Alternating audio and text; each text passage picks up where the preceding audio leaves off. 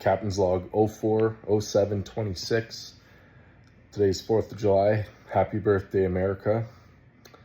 And in the spirit of independence, I'd like to read a little bit out of a book that I wrote called Secure Your Own Mask First. And this is from chapter 13, Nations at a Crossroads, Independence, Identity, and the Global Stage. And it starts with a quote, and the quote goes, "Independence is a fundamental human right that should be cherished and protected.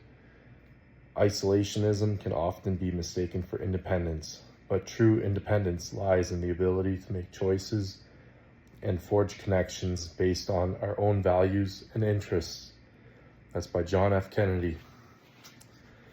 So this chapter is all about independence, and it's about a nation's independence, but also the individual and why that matters. I'm not going to read the whole thing because I hope you go and buy the book.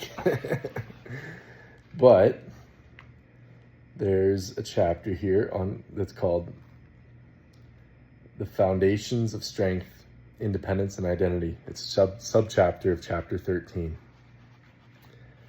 At its core, a nation's strength lies in its independence. True independence is not isolationism. It is the ability to make choices based on one's own values and interests, free from undue external influence. This principle is as true for nations as it is for individuals. A nation that cannot control its own destiny, whether due to economic dependency, political instability, or cultural fragmentation, is a nation on the brink of decline. Independence begins with a strong national identity. A nation must know who it is and what it stands for. This identity must be rooted in something greater than politics or economics. It must be tied to enduring principles and shared values. For some nations, this may be a commitment to liberty and democracy. For others, it may be a shared faith, cultural heritage, or historical mission. Whatever the foundation, it must be strong enough to unite the nation's peoples and give them a sense of purpose. Take, for example, the role of faith in shaping national identity. Historically, nations that have anchored themselves in a shared moral and spiritual framework have proven more resilient in the face of challenges. A Catholic nation, for instance, would find its identity not in the fleeting whims of public opinion, but in the enduring teachings of Christ and the principles of the Catechism. Such an identity provides a moral compass that guides both individuals and institutions, fostering a sense of duty and service that transcends personal gain. This is not to suggest that faith or any other single factor is a panacea. Rather, it underscores the importance of having a unified identity that gives a nation direction and purpose. Without such an identity, a nation is easily divided, its people turned against one another by the forces of tribalism and self-interest. I thought that was pretty fitting for the 4th of July, considering the state of things in modern life and the blatant tribalism that we seem to fall into. And especially this year, because not only is it the 250th year for America, it happens to be the World Cup, FIFA World Cup going on. So we already see this heightened tribalism with, sports and all that, which is fine. You can cheer for your team, all that. But in the end, if you live, in America or like me in Canada, you should be putting that first, right? And you should be trying to uphold those ideals and assimilate to the morality of that nation. We don't really see that nowadays, and that is one of the big reasons that we are seeing all this tribalism, and the breakdown of law and order in general because of that. So if you're working outside of,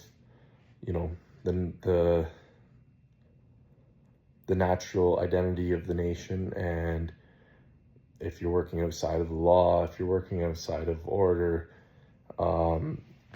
you tend to contribute to the demoralization of that country. So that ends up looking like, large areas of,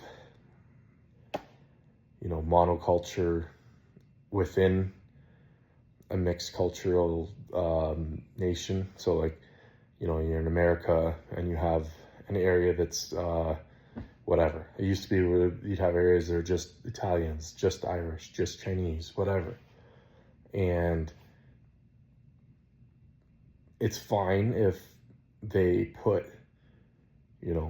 their new home nation first, but the minute they start working outside of that, you get things like the mob, or cartels and whatever, and other things that are governing the people in that area outside of the law and order of the actual nation. And we see that so much now, to a point where we have, massive tribalism going on. And the hope of all this, and the hope of, one of the reasons that I wrote this book, is because if you take it on yourself, a responsibility on yourself to uphold morals and take care of yourself and your family, right? And do what you have to do for that. And then also take care of your community, and so on and so forth, until you're, until you're looking nationwide and seeing, hey, what can I do for these people? You stop thinking about, hey, what am I doing for myself, and what am I doing for people who look like me and talk like me, etc. Because that's what the West was built on. It was built on communities coming together and building something greater than themselves. And I think we've lost that, unfortunately.